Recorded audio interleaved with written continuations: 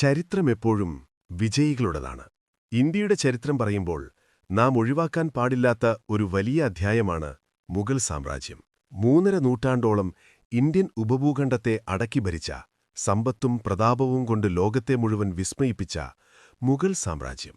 എന്നാൽ ഈ കൂറ്റൻ സാമ്രാജ്യത്തിന്റെ അടിത്തറഭാഗിയ മനുഷ്യന്റെ യഥാർത്ഥ കഥ നിങ്ങൾക്കറിയാമോ? വെറുമൊരു അധിനിവേശക്കാരൻ എന്നതിലുപരി സ്വന്തം നാട് നഷ്ടപ്പെട്ട്, ഉറ്റവരാൽ വഞ്ചിക്കപ്പെട്ട്, ജീവൻ രക്ഷിക്കാൻ വേണ്ടി മഞ്ഞുമൂടിയ പർവ്വതങ്ങളിൽ അലഞ്ഞു നടന്ന ഒരു 12കാരന്റെ അതിജീവനത്തിന്റെ കഥയാണ് നമ്മളിന്ന് പറയാൻ പോകുന്നത്. ഇതാണ് സഹീറുദ്ദീൻ മുഹമ്മദ് ബാബർ. ലോകം കണ്ട ഏറ്റവും ക്രൂരരായ 2 സാമ്രാജ്യസ്ഥാപകരുടെ രക്തം സിരകളിലോടുന്ന, എന്നാൽ കവിതയെയും പ്രകൃതിയെയും പ്രണയിച്ച ഒരു യോദ്ധാവിന്റെ അവിശ്വസനീയമായ യഥാർത്ഥ ചരിത്രം. നിങ്ങളുടെ ശ്വാസം നിലപ്പിക്കുന്ന ചതിയുടെയും പോരാട്ടത്തിന്റെയും വിജയത്തിന്റെയും ഈ വലിയ കഥ ഇവിടെ തുടങ്ങുന്നു. ഈ ചരിത്രയാത്രയിലേക്ക് കടക്കുന്നതിനു മുൻപായി എനിക്കൊരു ചെറിയ കാര്യം നിങ്ങളോട് ചോദിക്കാനുണ്ട്. നിങ്ങളിപ്പോൾ ലോകത്തിന്റെ ഏതു കോണിൽ നിന്നാണ് ഈ വീഡിയോ കാണുന്നത്? അതുപോലെ നിങ്ങളിത് കാണുമ്പോൾ സമയമെത്രയായി? താഴെ കമന്റ് ബോക്സിൽ ഒന്ന് രേഖപ്പെടുത്തുക. കൂടാതെ വളരെ പ്രധാനപ്പെട്ട ഒരു കാര്യം, ദിവസങ്ങളോളമുള്ള വലിയ റിസർച്ചും സ്ക്രിപ്റ്റിംഗും എഡിറ്റിംഗും കഴിഞ്ഞാണ് ഇത്രയും ആഴത്തിലുള്ളൊരു ചരിത്ര വീഡിയോ ഞങ്ങൾ നിങ്ങൾക്ക് മുന്നിലെത്തിക്കുന്നത്. ഈ കഷ്ടപ്പാടിന് നിങ്ങൾ നൽകുന്ന ഏറ്റവും വലിയ പ്രതിഫലം ഈ ചാനൽ സബ്സ്ക്രൈബ് ചെയ്യുക എന്നത് മാത്രമാണ്. അതുകൊണ്ട് തീർച്ചയായും സബ്സ്ക്രൈബ് ചെയ്യുക, ബെൽ ഐക്കൺ അമർത്തുക. നിങ്ങളുടെ ഓരോ ലൈക്കും ഞങ്ങൾക്ക് വലിയ പ്രചോദനമാണ്. അപ്പോൾ നമുക്ക് ബാബറിന്റെ യഥാർത്ഥ ലോകത്തേക്ക് കടക്കാം. വർഷം 1483 ഫെബ്രുവരി 14. ഇന്നത്തെ ഉസ്ബെക്കിസ്ഥാനിലുള്ള ഫെർഗാന എന്ന മനോഹരമായ താഴ്വര. ചുറ്റും മഞ്ഞുമൂടിയ കൂറ്റൻ പർവ്വതങ്ങൾ, എങ്ങും പച്ചപ്പു നിറഞ്ഞ തോട്ടങ്ങൾ. ഈ മനോഹരമായ നാട്ടിലെ ഭരണാധികാരിയായിരുന്നു ഉമർ ഷെയ്ഖ് മിർസ. അദ്ദേഹത്തിന് അന്നൊരാൺകുഞ്ഞു പിറന്നു. അവന് അവർ സഹീറുദ്ദീൻ മുഹമ്മദ് എന്ന് പേരിട്ടു. സഹീറുദ്ദീൻ എന്നാൽ വിശ്വാസത്തെ സംരക്ഷിക്കുന്നവൻ എന്നാണർത്ഥം. എന്നാൽ പേര് ഉച്ചരിക്കാനുള്ള ബുദ്ധിമുട്ട് കാരണം ആളുകൾ അവനെ സ്നേഹത്തോടെ മറ്റൊരു പേര് വിളിച്ചു, ബാബർ. പേർഷ്യൻ ഭാഷയിൽ ബാബർ എന്നാൽ കടുവ എന്നാണർത്ഥം. ആ പേര് വെറുതെയൊരു പേരായിരുന്നില്ല. കാരണം ആ ചെറിയ കുട്ടിയുടെ ശിരകളിൽ ഒഴുകിയിരുന്നത് ലോകം വിറപ്പിച്ച 2 രക്തദാഹികളായ യോദ്ധാക്കളുടെ ചോരയായിരുന്നു. പിതാവായ ഉമർ ഷെയ്ഖ് മിർസയുടെ വഴിയിലൂടെ നോക്കിയാൽ ബാബർ ലോകം കണ്ട ഏറ്റവും വലിയ ക്രൂരനായ ഭരണാധികാരികളിൽ ഒരാളായിരുന്ന തൈമൂറിന്റെ 5ാം തലമുറക്കാരനായിരുന്നു. എന്നാൽ മാതാവായ കുത്ലുഗ് നിഗാർഖാനുമിന്റെ വഴിയിലൂടെ നോക്കിയാൽ ലോകചരിത്രത്തിലെ ഏറ്റവും വലിയ സാമ്രാജ്യം കെട്ടിപ്പടുത്ത മംഗോൾ ഭരണാധികാരി ചെങ്കിസ് ഖാന്റെ 14ാം തലമുറക്കാരനും. അതെ, ലോകത്തെ വിറപ്പിച്ച 2 മഹാന്മാരായ സാമ്രാജ്യസ്ഥാപകരുടെ ജീനുകൾ ബാബറിൽ സമ്മേളിച്ചിരുന്നു. ബാബറിന്റെ കുട്ടിക്കാലം ഫെർഗാനയിലെ പൂന്തോട്ടങ്ങളിലും കൊട്ടാരത്തിലുമായി വളരെ സമാധാനപരമായാണ് കടന്നുപോയത്. പ്രകൃതിയെ വല്ലാതെ സ്നേഹിച്ചിരുന്ന ഒരു കുട്ടിയായിരുന്നു അവൻ. മരങ്ങളെയും പുഷ്പങ്ങളെയും കുറിച്ച് പഠിക്കാനും കവിതകൾ വായിക്കാനും അവൻ സമയം കണ്ടെത്തി. വാൾപ്പയറ്റിലും അമ്പെയ്ത്തിലും അവൻ അതിവേഗം പ്രാവീണ്യം നേടി. ഫെർഗാനയുടെ അടുത്ത രാജാവായി താൻ എന്നെങ്കിലും ഒരിക്കൽ മാറുമെന്ന ബോധ്യം ആ കൊച്ചുകുട്ടിക്കുണ്ടായിരുന്നു. എന്നാൽ വിധി അവർക്കായി കാത്തുവെച്ചത് മറ്റൊന്നായിരുന്നു. വർഷം 1494. ബാബറിന് അന്ന് വെറും 11 വയസ്സാണ് പ്രായം. പിതാവ് ഉമർ ഷെയ്ഖിന് പ്രാവുകളെ വളർത്തുന്ന വലിയൊരു വിനോദമുണ്ടായിരുന്നു. മലഞ്ചെരിവിലെ ഒരു കൊക്കയുടെ മുകളിലായിരുന്നു അദ്ദേഹത്തിന്റെ പ്രാവുകളെ പാർപ്പിക്കുന്ന വലിയ തടികൊണ്ടുള്ള കൂടുണ്ടായിരുന്നത്. ഒരു ദിവസം പ്രാവുകളെ നോക്കുന്നതിനായി അദ്ദേഹം ആ കൂടിനകത്തേക്ക് കയറി. എന്നാൽ അപ്രതീക്ഷിതമായി ആ തടിപ്പാലം തകർന്നു വീഴുകയും ഉമർ ഷെയ്ഖ് മിർസ കൊക്കയിലേക്ക് വീണ് തൽക്ഷണം മരിക്കുകയും ചെയ്തു. പെട്ടെന്നൊരു ദിവസം ആകാശം ഇടിഞ്ഞു വീണ അവസ്ഥയിലായി ഫെർഗാന. രാജാവ് മരിച്ചെന്ന വാർത്ത കാട്ടുതീ പോലെ പടർന്നു. ഒരു രാജാവ് മരിച്ചാൽ, പ്രത്യേകിച്ച് അനന്തരാവകാശി ഒരു കൊച്ചുകുട്ടിയാണെങ്കിൽ, സിംഹാസനം പിടിച്ചെടുക്കാൻ കഴുകന്മാരെപ്പോലെ സ്വന്തം ബന്ധുക്കൾ തന്നെ പറന്നെത്തുന്ന കാലമായിരുന്നു അത്. ബാബറിന്റെ കാര്യത്തിലും അതുതന്നെ സംഭവിച്ചു. ഉമർ ഷെയ്ഖിന്റെ മരണമറിഞ്ഞ ഉടനെ ബാബറിന്റെ സ്വന്തം അമ്മാവന്മാരും മറ്റു ബന്ധുക്കളും ഫെർഗാന ലക്ഷ്യമാക്കി തങ്ങളുടെ സൈന്യവുമായി മാർച്ച് ചെയ്യാൻ തുടങ്ങി. ആ 11കാരനെ കൊന്നൊടുക്കി രാജ്യം പിടിച്ചെടുക്കുക എന്നതായിരുന്നു അവരുടെ ലക്ഷ്യം. കൊട്ടാരത്തിൽ ആരെ വിശ്വസിക്കണം, ആരെ അവിശ്വസിക്കണമെന്ന് ബാബറിന് മനസ്സിലാകാത്ത അവസ്ഥ. സ്വന്തം പിതാവിന്റെ വിശ്വസ്തരായ മന്ത്രിമാർ പോലും ശത്രുക്കളോടൊപ്പം ചേരുമോ എന്ന ഭയം അവനെ വേട്ടയാടി. എന്നാൽ ആ ഇരുണ്ട കാലഘട്ടത്തിൽ അവന് തുണയായി നിന്നത് ഒരു സ്ത്രീയായിരുന്നു, അവന്റെ മുത്തശ്ശി ഐസാൻ ദൗലത്ത് ബീഗം. വളരെ തന്ത്രശാലിയും ധീരയുമായ ഒരു സ്ത്രീയായിരുന്നു അവർ. ശത്രുക്കൾ കൊട്ടാരം വളയുന്നതിനു മുൻപ് തന്നെ ബാബറിനെ സുരക്ഷിതമായി സിംഹാസനത്തിൽ ഇരുത്താനും അവനെ പിന്തുണയ്ക്കുന്ന വിശ്വസ്തരായ കുറച്ച് പടയാളികളെ ഒപ്പം നിർത്താനും അവർക്ക് കഴിഞ്ഞു. മരണത്തെ മുഖാമുഖം കണ്ട ആ നിമിഷങ്ങളിൽ ബാബർ ഒരു കാര്യം തിരിച്ചറിഞ്ഞു. ഇവിടെ ജീവിക്കണമെങ്കിൽ താൻ വെറുമൊരു കവിയോ ബാലനോ ആയിരുന്നാൽ പോരാ, തൈമൂറിന്റെയും ചെങ്കിസ് ഖാന്റെയും യഥാർത്ഥ പിൻഗാമിയായി മാറണം. തന്റെ ചെറിയ സൈന്യത്തെയും കൂട്ടി ആ 11കാരൻ അമ്മാവന്മാരുടെ കൂറ്റൻ സൈന്യത്തെ നേരിടാൻ തയ്യാറായി നിന്നു. എന്നാൽ അവിടെ ഒരത്ഭുതം സംഭവിച്ചു. ശത്രുസൈന്യം ഫെർഗാനയുടെ കോട്ടകൾക്ക് മുന്നിലെത്തിയെങ്കിലും പെട്ടെന്നുണ്ടായ വെള്ളപ്പൊക്കവും രോഗബാധയും കാരണം അവർക്ക് പിന്മാറേണ്ടി വന്നു. തൽക്കാലത്തേക്ക് ഫെർഗാനയുടെ കിരീടം ബാബറിന്റെ തലയിൽ തന്നെ ഭദ്രമായി തുടർന്നു. പക്ഷേ അത് വെറുമൊരു തുടക്കം മാത്രമായിരുന്നു. തന്റെ അമ്മാവന്മാരെ ഭയന്ന് ഫെർഗാനയിൽ ഒതുങ്ങിക്കൂടാൻ ബാബർ തയ്യാറായിരുന്നില്ല. അവന്റെ കണ്ണുകൾ ദൂരെ മറ്റൊരു വലിയ നഗരത്തിലായിരുന്നു. ഇസ്ലാമിക ലോകത്തെ ഏറ്റവും മനോഹരമായ നഗരം, സാക്ഷാൽ തൈമൂർ തന്റെ തലസ്ഥാനമാക്കി ഭരിച്ചിരുന്ന മഹത്തായ നഗരം സമർഖണ്ഡ്. സമർഖണ്ഡ് പിടിച്ചെടുക്കുക എന്നത് ബാബറിന്റെ ജീവിതാഭിലാഷമായി മാറി. തന്റെ പൂർവികരുടെ പ്രതാപം അവിടെ ഉറങ്ങിക്കിടക്കുന്നുണ്ടെന്ന് അവൻ വിശ്വസിച്ചു. 1497 തന്റെ 14ാമത്തെ വയസ്സിൽ ബാബർ തന്റെ ചെറിയ സൈന്യവുമായി സമർഖണ്ഡ് ലക്ഷ്യമാക്കി പുറപ്പെട്ടു. മാസങ്ങൾ നീണ്ട ഉപരോധത്തിനൊടുവിൽ ആ കൗമാരക്കാരൻ അവിശ്വസനീയമായൊരു നേട്ടം കൈവരിച്ചു. അവൻ സമർഖണ്ഡ് കീഴടക്കി. ലോകം മുഴുവൻ ആ 14കാരന്റെ നേട്ടത്തിൽ അത്ഭുതപ്പെട്ടു. തൈമൂറിന്റെ യഥാർത്ഥ പിൻഗാമി ഉയർന്നുവന്നിരിക്കുന്നു എന്നെല്ലാവരും വാഴ്ത്തി. എന്നാൽ ആ സന്തോഷത്തിന് വെറും 100 ദിവസത്തെ ആയുസ്സു മാത്രമേ ഉണ്ടായിരുന്നുള്ളൂ. സമർഖണ്ഡിലെ വിജയത്തിന്റെ ലഹരിയിൽ നിൽക്കുമ്പോൾ അവനെ തേടി ഒരു ദുരന്തവാർത്തയെത്തി. സമർഖണ്ഡ് പിടിച്ചെടുത്ത സമയത്ത് സ്വന്തം നാടായ ഫെർഗാനയിൽ അവനെതിരെ ഒരു വലിയ ഗൂഢാലോചന നടന്നു. അവന്റെ സ്വന്തം സഹോദരനായ ജഹാംഗീർ മിർസയെ രാജാവാക്കി പ്രഖ്യാപിച്ച് ഫെർഗാനയിലെ മന്ത്രിമാർ ബാബറിനെ വഞ്ചിച്ചു. തന്റെ സ്വന്തം നാട് നഷ്ടപ്പെട്ട വാർത്ത കേട്ട് തളർന്നുപോയ ബാബർ സമർഖണ്ഡിൽ വെച്ച് ഗുരുതരമായൊരു രോഗബാധിതനായി കിടപ്പിലായി. അവൻ മരിക്കാറായെന്ന വാർത്ത പരന്നു. തന്റെ നാട് തിരിച്ചുപിടിക്കാൻ സമർഖണ്ഡ് ഉപേക്ഷിച്ച് ബാബർ ഫെർഗാനയിലേക്ക് കുതിച്ചു. എന്നാൽ അവൻ അവിടെ എത്തിയപ്പോഴേക്കും ഫെർഗാന പൂർണ്ണമായും ശത്രുക്കളുടെ കയ്യിലായിക്കഴിഞ്ഞിരുന്നു. നിരാശനായ അവൻ തിരികെ സമർഖണ്ഡിലേക്ക് തന്നെ പോകാൻ തീരുമാനിച്ചു. എന്നാൽ അവിടെയും അവനെ കാത്തിരുന്നത് മറ്റൊരു ചതിയായിരുന്നു. അവൻ പോയ തക്കം നോക്കി ശത്രുക്കൾ സമർഖണ്ഡും പിടിച്ചെടുത്തിരുന്നു. വെറും 15 വയസ്സുള്ളപ്പോൾ രാജാവായിരുന്ന ഒരു ബാലൻ പെട്ടെന്നൊരു ദിവസം സ്വന്തം വീടും രാജ്യവും നഷ്ടപ്പെട്ട് പോകാനൊരിടവുമില്ലാതെ മധ്യ-ഏഷ്യയുടെ ശൈത്യത്തിൽ തെരുവിലിറങ്ങേണ്ടി വന്നു. കൂട്ടിന് വിശ്വസ്തരായ വെറും 300ഓളം പടയാളികൾ മാത്രം. അവനിൽ അന്ന് ബാക്കിയുണ്ടായിരുന്നത് പൂർവികരിൽ നിന്ന് ലഭിച്ച പോരാട്ടവീര്യം മാത്രമായിരുന്നു. 2 രാജ്യങ്ങൾ നഷ്ടപ്പെട്ട് സ്വന്തം ആളുകളാൽ വഞ്ചിക്കപ്പെട്ട് വിശപ്പും ദാഹവും സഹിച്ച് കാടുകളിൽ അലഞ്ഞുതിരിഞ്ഞ ബാബർ എന്ന ആ കൗമാരക്കാരൻ എങ്ങനെയാണ് വീണ്ടും ഒരു രാജാവായത്? എങ്ങനെയാണവൻ ഇന്ത്യ എന്ന മഹാരാജ്യത്തേക്ക് കണ്ണുവെച്ചത്? ബാബറിന്റെ ജീവിതത്തിലെ ഏറ്റവും ഭയാനകമായ ആ കാലഘട്ടം, ഉസ്ബെക്കുകളുടെ കൊടും ക്രൂരതയും ബാബറിന്റെ സഹോദരിയെ ശത്രുക്കൾക്ക് വിവാഹം കഴിച്ചു കൊടുക്കേണ്ടി വന്ന ഗതികേടും നമ്മൾ അടുത്ത ഭാഗത്തിൽ കാണും. ബാബറിന്റെ യഥാർത്ഥ പോരാട്ടം ആരംഭിക്കുന്നത് അവിടെ നിന്നാണ്. സ്വന്തം പിതാവിന്റെ രാജ്യമായ ഫെർഗാനയും ജീവിതാഭിലാഷമായിരുന്ന സമർഖണ്ഡും നഷ്ടപ്പെട്ട് ഒരു 15കാരൻ തെരുവിലേക്ക് ഇറങ്ങുകയാണ്. ഒരു കാലത്ത് പട്ടുതുണികളും രത്നങ്ങളും ധരിച്ച് കൊട്ടാരങ്ങളിൽ കഴിഞ്ഞിരുന്ന ബാബർ ഇപ്പോൾ മഞ്ഞുമൂടിയ പർവ്വതനിരകളിൽ കീറിയ വസ്ത്രങ്ങളുമായി അലഞ്ഞുതിരിഞ്ഞു. കൂട്ടിന് അവനെ വിട്ടുപോകാൻ തയ്യാറാകാതിരുന്ന വിശ്വസ്തരായ വെറും 300ഓളം അനുയായികൾ മാത്രം. അവരുടെ കയ്യിൽ കഴിക്കാൻ ഭക്ഷണമില്ല, തണുപ്പകറ്റാൻ വസ്ത്രങ്ങളില്ല, കാലിൽ ധരിക്കാൻ ചെരുപ്പുകൾ പോലുമില്ലായിരുന്നു. ഗ്രാമങ്ങളിൽ നിന്ന് ഗ്രാമങ്ങളിലേക്ക് ഭിക്ഷാടകരെ പോലെ അവർ അലഞ്ഞു. ബാബർ തന്റെ ആത്മകഥയായ ബാബർനാമയിൽ ഈ കാലഘട്ടത്തെക്കുറിച്ച് വളരെ വികാരഭരിതമായി എഴുതിയിട്ടുണ്ട്. ഒരു ദിവസം തണുത്തുറഞ്ഞ ഒരു പാറപ്പുറത്തിരുന്ന് ഞാൻ പൊട്ടിക്കരഞ്ഞു. എന്റെ ഗതികേടോർത്ത് എനിക്ക് എന്നോട് തന്നെ സഹതാപം തോന്നി. എന്നാൽ ആ കണ്ണുനീർ ബാബറിലെ പോരാളിയെ തളർത്തിയില്ല. പകരം അവനിലെ വാശിയെ ആളിക്കത്തിക്കുകയാണ് ചെയ്തത്. ഈ സമയത്താണ് ബാബറിന്റെയും അവന്റെ വംശത്തിന്റെയും ഏറ്റവും വലിയ ശത്രു മധ്യേഷ്യയിൽ ഉദയം ചെയ്യുന്നത്.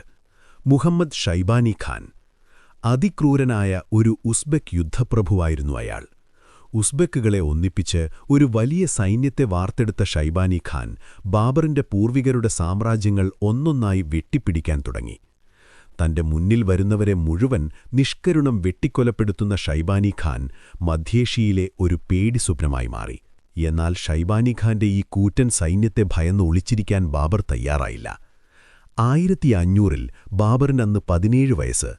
തന്റെ കൈയിലുള്ള വെറും 240 പടയാളികളുമായി അവൻ ചരിത്രത്തിലെ ഏറ്റവും വലിയൊരു സാഹസത്തിന് മുതിർന്നു.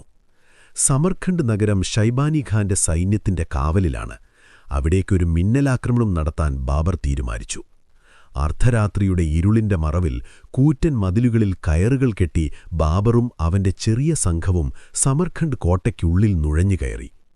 ഉറങ്ങിക്കിടന്നിരുന്ന കാവൽക്കാരെ നിശബ്ദരായി വകവരുത്തി അവർ നഗരം പിടിച്ചെടുത്തു. രാവിലെ ഉണർന്നെഴുന്നേറ്റ സമർഖണ്ഡിലെ ജനങ്ങൾ കണ്ടത് തങ്ങളുടെ പ്രിയപ്പെട്ട ബാബർ രാജകുമാരൻ വീണ്ടും സിംഹാസനത്തിൽ ഇരിക്കുന്നതാണ്. നഗരം ഒന്നാകെ ആ 17-കാരന് പിന്തുണ പ്രഖ്യാപിച്ചു. ലോക ചരിത്രത്തിലെ തന്നെ ഏറ്റവും മികച്ച ഒരു സൈനിക നീക്കമായിരുന്നു അത്. എന്നാൽ ബാബറിന്റെ ഈ വിജയം ഷൈബാനി ഖാനിലെ മൃഗത്തെ ഉണർത്തി. സമർഖണ്ഡ് തിരിച്ചുപിടിക്കാൻ 10,000-കണക്കിന് വരുന്ന തന്റെ കൂറ്റൻ സൈന്യവുമായി അയാൾ പാഞ്ഞെത്തി. 1501-ൽ സമർഖണ്ഡിനു പുറത്തുള്ള സർ എ പോൾ എന്ന സ്ഥലത്തുവച്ച് ഷൈബാനി ഖാന്റെ കൂറ്റൻ സൈന്യവും ബാബറിന്റെ ചെറിയ സൈന്യവും തമ്മിൽ ഏറ്റുമുട്ടി. ധീരമായി പോരാടിയെങ്കിലും ഉസ്ബെക്കുകളുടെ ആക്രമണത്തിനു മുന്നിൽ ബാബറിന്റെ സൈന്യം തകർന്നടിഞ്ഞു. നിരവധി വിശ്വസ്തർ കൊല്ലപ്പെട്ടു. ജീവൻ രക്ഷിക്കാൻ ബാബർ സമർഖണ്ഡ് കോട്ടയ്ക്കുള്ളിലേക്ക് പിന്മാറി കോട്ടവാതിലുകൾ അടച്ചു. ഷൈബാനി ഖാൻ കോട്ടയ്ക്ക് പുറത്ത് ഉപരോധം തീർത്തു. നഗരത്തിലേക്കുള്ള ഭക്ഷണവും വെള്ളവും പൂർണ്ണമായും തടഞ്ഞു. മാസങ്ങൾ കടന്നുപോയി. സമർഖണ്ഡ് നഗരത്തിലെ ജനങ്ങൾ പട്ടിണിയിലായി. ബാബർനാമയിൽ ഈ ഉപരോധത്തെക്കുറിച്ച് വിവരിക്കുന്നത് വായിച്ചാൽ ആരുടെയും കണ്ണു നിറയും. ഭക്ഷണത്തിനായി ആളുകൾ മരത്തിന്റെ ഇലകളും വേരുകളും വരെ തിന്നുതുടങ്ങി. കുതിരകളെയും തെരുവുനായ്ക്കളെയും കൊന്നുതിന്നു. കയ്യിലുണ്ടായിരുന്ന തോലുകൾ വരെ വെള്ളത്തിലിട്ട് തിളപ്പിച്ച് വിശപ്പടക്കാൻ അവർ നിർബന്ധിതരായി. തന്റെ ജനങ്ങൾ പട്ടിണി കിടന്ന് മരിക്കുന്നത് ബാബറിന് നോക്കി നിൽക്കാൻ കഴിഞ്ഞില്ല. സൈനികർ ഓരോരുത്തരായി കോട്ടമതിൽ ചാരി രക്ഷപ്പെടാൻ തുടങ്ങി. ഒടുവിൽ ബാബറിന് ഷൈബാനി ഖാനുമായി ഒരു സമാധാന കരാറിലെത്തേണ്ടി വന്നു. എന്നാൽ ആ കരാറിനായി ഷൈബാനി ഖാൻ ചോദിച്ച വില ബാബറിന്റെ ജീവനേക്കാൾ വലുതായിരുന്നു. കോട്ടയിലുള്ളവരെ ജീവനോടെ വിടണമെങ്കിൽ ബാബറിന്റെ മൂത്ത സഹോദരിയായ ഖാൻസാദ ബീഗത്തെ തനിക്ക് വിവാഹം ചെയ്ത് നൽകണം എന്നതായിരുന്നു ഷൈബാനി ഖാന്റെ വ്യവസ്ഥ. ബാബർ തകർന്നുപോയി. തന്റെ ഏറ്റവും പ്രിയപ്പെട്ട സഹോദരിയെ കൊടും ക്രൂരനായ തന്റെ ബദ്ധശത്രുവിന് വിട്ടുകൊടുക്കുക. എന്നാൽ സഹോദരന്റെയും ആയിരക്കണക്കിന് ജനങ്ങളുടെയും ജീവൻ രക്ഷിക്കാൻ ആ ധീരയായ സ്ത്രീ ആ ത്യാഗം ചെയ്യാൻ തയ്യാറായി. ഖാൻസാദ ബീഗം ഷൈബാനി ഖാന്റെ കൂടാരത്തിലേക്ക് നടന്നുപോയി. സ്വന്തം സഹോദരിയെ ശത്രുവിന് മുന്നിൽ ഉപേക്ഷിച്ച് അർദ്ധരാത്രിയിൽ തലകുനിച്ച് പരാജയഭാരത്തോടെ ബാബറിന് സമർഖണ്ഡ് വിട്ടിറങ്ങേണ്ടി വന്നു. ജീവിതത്തിൽ അവൻ അനുഭവിച്ച ഏറ്റവും വലിയ മാനസികാഘാതമായിരുന്നു അത്. സ്വന്തം കഴിവുകേടോർത്ത് അവൻ സ്വയം ശപിച്ചു. വീണ്ടും ഒരഭയാർത്ഥിയായി ബാബർ തെരുവിലായി. ഇത്തവണ എങ്ങോട്ട് പോകണമെന്നവൻ അറിയില്ലായിരുന്നു. താഷ്കെൻഡിലെ മഞ്ഞുമൂടിയ പർവ്വതങ്ങളിലൂടെ മാസങ്ങളോളം അവൻ അലഞ്ഞു. ഒരു ഘട്ടത്തിൽ തന്റെ ജീവിതം അവസാനിച്ചുവെന്ന് കരുതി ബാക്കി നിൽക്കുന്ന അനുയായികളോട് എല്ലാം ഉപേക്ഷിച്ച് എങ്ങോട്ടെങ്കിലും പൊയ്ക്കൊള്ളാൻ അവൻ പറഞ്ഞു. ചൈനയിലേക്ക് പലായനം ചെയ്താലോ എന്നുവരെ ആ 21-കാരൻ ചിന്തിച്ചു. എന്നാൽ വിധി അവനെ കൈവിട്ടിരുന്നില്ല. അപ്പോഴാണ് തെക്കൻ പ്രദേശമായ കാബൂളിലെ രാഷ്ട്രീയ അസ്ഥിരതയെക്കുറിച്ച് ബാബർ അറിയുന്നത്. ഇന്നത്തെ അഫ്ഗാനിസ്ഥാന്റെ തലസ്ഥാനമായ കാബൂൾ അന്നു ഭരിച്ചിരുന്നത് ബാബറിന്റെ ഒരമ്മാവനായിരുന്നു. അദ്ദേഹത്തിന്റെ മരണശേഷം അവിടെ ഒരു ഭരണാധികാരിയില്ലെന്നും നഗരം അരാജകത്വത്തിലാണെന്നും അവൻ മനസ്സിലാക്കി. ഇത് തനിക്ക് വീണുകിട്ടിയ അവസാനത്തെ അവസരമാണെന്ന് ബാബർ തിരിച്ചറിഞ്ഞു. അവൻ തന്റെ വിശ്വസ്തരെ വീണ്ടും വിളിച്ചുകൂട്ടി. അവർ ഹിന്ദുക്കുഷ് പർവ്വതനിരകൾ ലക്ഷ്യമാക്കി നടന്നു. കടുത്ത ശൈത്യവും മഞ്ഞുവീഴ്ചയും വകവയ്ക്കാതെ അതികഠിനമായ ദുർഘടപാതകളിലൂടെ അവൻ തന്റെ ചെറിയ സൈന്യത്തെയും നയിച്ച് അഫ്ഗാനിസ്ഥാനിലേക്ക് പ്രവേശിച്ചു. 1504-ൽ ബാബർ കാബൂളിലെത്തി. ജനങ്ങൾ അവനെ ഇരുകൈയും നീട്ടി സ്വീകരിച്ചു.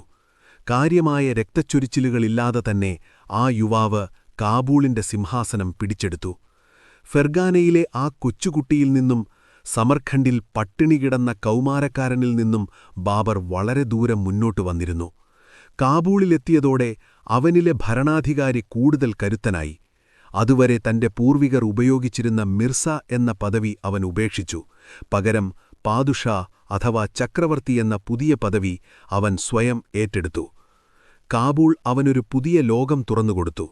അവിടെ അവൻ വലിയ പൂന്തോട്ടങ്ങൾ നിർമ്മിച്ചു, വ്യാപാരം മെച്ചപ്പെടുത്തി, ശക്തമായൊരു സൈന്യത്തെ വാർത്തെടുത്തു.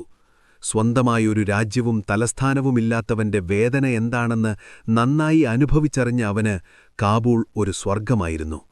എന്നാൽ ഷൈബാനി ഖാനോട് പകരം ചോദിക്കണമെന്ന ചിന്ത അവന്റെ ഉള്ളിൽ എരിയുന്നുണ്ടായിരുന്നു. പക്ഷേ അതിനു വലിയൊരു സൈന്യവും പണവും ആവശ്യമാണ്. കാബൂളിലെ വരുമാനം വെച്ച് അതൊരിക്കലും സാധ്യമായിരുന്നില്ല. തന്റെ സൈന്യത്തെ വലുതാക്കാനും വലിയൊരു സാമ്രാജ്യം കെട്ടിപ്പടുക്കാനും അവന് വലിയൊരു സാമ്പത്തിക സ്രോതസ് ആവശ്യമായിരുന്നു. ബാബറിന്റെ കണ്ണുകൾ ചുറ്റും പരതി. അപ്പോഴാണ് കിഴക്ക് ദിക്കിൽ നിന്നും വരുന്ന വ്യാപാരികൾ അവനോട് ആ അത്ഭുത ലോകത്തെക്കുറിച്ച് പറഞ്ഞത്. സ്വർണവും വജ്രവും കുമിഞ്ഞുകൂടി കിടക്കുന്ന, വലിയ നദികളും ഫലഭൂയിഷ്ടമായ മണ്ണുമുള്ള ലോകത്തിലെ ഏറ്റവും സമ്പന്ന രാജ്യം, അതെ, ഹിന്ദുസ്ഥാൻ. ഇന്ത്യ എന്ന മഹാരാജ്യത്തെക്കുറിച്ച് ബാബർ ആദ്യമായി ഗൗരവമായി ചിന്തിക്കുന്നത് അവിടെ വെച്ചാണ്. ഹിന്ദുസ്ഥാൻ, ഇന്ത്യ എന്ന മഹാരാജ്യത്തിന്റെ സമ്പത്തിനെക്കുറിച്ചും അവിടത്തെ സ്വർണ്ണഖനികളെക്കുറിച്ചും കേട്ടറിഞ്ഞ ആ നിമിഷം മുതൽ ബാബറിന്റെ ഉറക്കം നഷ്ടപ്പെട്ടു. കേവലം സമ്പത്തു മാത്രമായിരുന്നില്ല ബാബറിനെ ഇന്ത്യയിലേക്ക് ആകർഷിച്ചത്. തന്റെ പൂർവികനായ തൈമൂർ നൂറ്റാണ്ടുകൾക്ക് മുൻപ്, കൃത്യമായി പറഞ്ഞാൽ 1398-ൽ ഡൽഹി ആക്രമിച്ചു കീഴടക്കിയിരുന്നു. അതുകൊണ്ടുതന്നെ ഡൽഹിയുടെയും ഉത്തരേന്ത്യയുടെയും മേൽ തനിക്ക് പാരമ്പര്യമായൊരവകാശമുണ്ടെന്ന് ബാബർ വിശ്വസിച്ചു. കാബൂളിലെ തണുത്തുറഞ്ഞ പർവ്വതങ്ങൾക്കിടയിൽ ഒരു ചെറിയ രാജ്യം ഭരിച്ചൊതുങ്ങിക്കൂടാൻ തൈമൂറിന്റെയും ചെങ്കിസ് ഖാന്റെയും രക്തമുള്ള ആ പോരാളിക്ക് കഴിയുമായിരുന്നില്ല. എന്നാൽ ഇന്ത്യയെ ആക്രമിക്കുക എന്നത് അത്ര എളുപ്പമുള്ള കാര്യമായിരുന്നില്ല. കൂറ്റൻ പർവ്വതങ്ങളും കടൽ പോലെ പരന്നുകിടക്കുന്ന സിന്ധു നദിയും കടന്നുവേണം ഇന്ത്യയിലെത്താൻ. അതിലുപരി ഇന്ത്യയിലെ രാജാക്കന്മാരുടെ പക്കൽ ലക്ഷക്കണക്കിന് വരുന്ന സൈനികരും കാട്ടാനകളെപ്പോലെ ഭയപ്പെടുത്തുന്ന യുദ്ധാനകളുമുണ്ട്. ഇതൊന്നും ബാബറിനെ പിന്തിരിപ്പിച്ചില്ല. ഇന്ത്യ പിടിച്ചെടുക്കുക എന്ന ലക്ഷ്യത്തോടെ അവൻ തന്റെ സൈന്യത്തെ ആധുനികവൽക്കരിക്കാൻ തീരുമാനിച്ചു. ലോകചരിത്രത്തിൽ തന്നെ യുദ്ധതന്ത്രങ്ങളുടെ ഗതി മാറ്റിമറിച്ച ഒരു വലിയ തീരുമാനമായിരുന്നു അത്. വെടിമരുന്നിന്റെയും പീരങ്കികളുടെയും ഉപയോഗം. അക്കാലത്ത് ഓട്ടോമൻ തുർക്കികളായിരുന്നു, ഓട്ടോമൻ എംപയർ, വെടിമരുന്നുപയോഗിച്ച് യുദ്ധം ചെയ്യുന്നതിൽ മുൻപന്തിയിലുണ്ടായിരുന്നത്. ബാബർ ഓട്ടോമൻ സാമ്രാജ്യത്തിൽ നിന്നും ഉസ്താദ് അലി കുലി, മുസ്തഫ റൂമി എന്നീ 2 അതിവിദഗ്ധരായ പീരങ്കിപ്പടയാളികളെ കാബൂളിലേക്ക് ക്ഷണിച്ചുവരുത്തി. അവർ ബാബറിന്റെ സൈന്യത്തിന് തോക്കുകൾ, മാച്ച്ലോക്സ് ഉപയോഗിക്കാനും പീരങ്കികൾ നിർമ്മിക്കാനും പരിശീലനം നൽകി. മധ്യേഷ്യയിലെ കുതിരപ്പടയുടെ വേഗതയും ഓട്ടോമൻ തുർക്കികളുടെ വെടിമരുന്നിന്റെ കരുത്തും ബാബർ തന്റെ സൈന്യത്തിൽ സംയോജിപ്പിച്ചു. ഈ പുതിയ ആയുധങ്ങളുമായി 1519-ൽ ബാബർ ആദ്യമായി സിന്ധു നദി കടന്നു. ഇന്ത്യയുടെ അതിർത്തി പ്രദേശങ്ങളായ ഭേരയും ബജൗറും അവൻ ആക്രമിച്ചു. ഇന്ത്യൻ ഉപഭൂഖണ്ഡം ആദ്യമായി പീരങ്കികളുടെയും തോക്കുകളുടെയും കാതടപ്പിക്കുന്ന ശബ്ദം കേട്ടത് ആ യുദ്ധങ്ങളിലാണ്. ആകാശത്തുനിന്നുള്ള ഇടിമുഴക്കമാണെന്ന് കരുതി ശത്രുസൈന്യം പേടിച്ചോടി. ബാബർ തന്റെ വരവറിയിക്കുകയായിരുന്നു. ഈ സമയം ഇന്ത്യയുടെ ഹൃദയഭാഗമായ ഡൽഹിയിൽ വലിയ രാഷ്ട്രീയ മാറ്റങ്ങൾ നടക്കുകയായിരുന്നു. ഡൽഹി സുൽത്താനേറ്റിലെ അവസാനത്തെ രാജവംശമായ ലോധി വംശമായിരുന്നു അന്ന് ഉത്തരേന്ത്യ ഭരിച്ചിരുന്നത്. സുൽത്താൻ ഇബ്രാഹിം ലോധിയായിരുന്നു സിംഹാസനത്തിൽ. വളരെ മുൻകോപിയും സംശയരോഗിയുമായ ഒരു ഭരണാധികാരിയായിരുന്നു ഇബ്രാഹിം ലോധി. സ്വന്തം മന്ത്രിമാരെയും സേനാധിപന്മാരെയും ചെറിയ തെറ്റുകൾക്ക് പോലും കൊലപ്പെടുത്തുകയോ തടവിലാക്കുകയോ ചെയ്യുന്നത് അയാളുടെ വിനോദമായിരുന്നു. അതുകൊണ്ടുതന്നെ സ്വന്തം കൊട്ടാരത്തിൽ അയാൾക്ക് ശത്രുക്കൾ പെരുകി. പഞ്ചാബിലെ ഗവർണറായിരുന്ന ദൗലത് ഖാൻ ലോധി ഇബ്രാഹിം ലോധിയുടെ അടുത്ത ബന്ധുകൂടിയായിരുന്നു. എന്നാൽ സുൽത്താന്റെ ക്രൂരതകളിൽ ഭയന്ന ദൗലത് ഖാൻ ഒരു രഹസ്യ നീക്കം നടത്തി. ഇബ്രാഹിം ലോധിയെ സിംഹാസനത്തിൽ നിന്നും താഴെയിറക്കാൻ അയാൾ ഒരു വിദേശിയുടെ സഹായം തേടാൻ തീരുമാനിച്ചു. ആ വിദേശി മറ്റാരുമായിരുന്നില്ല, സാക്ഷാൽ ബാബർ.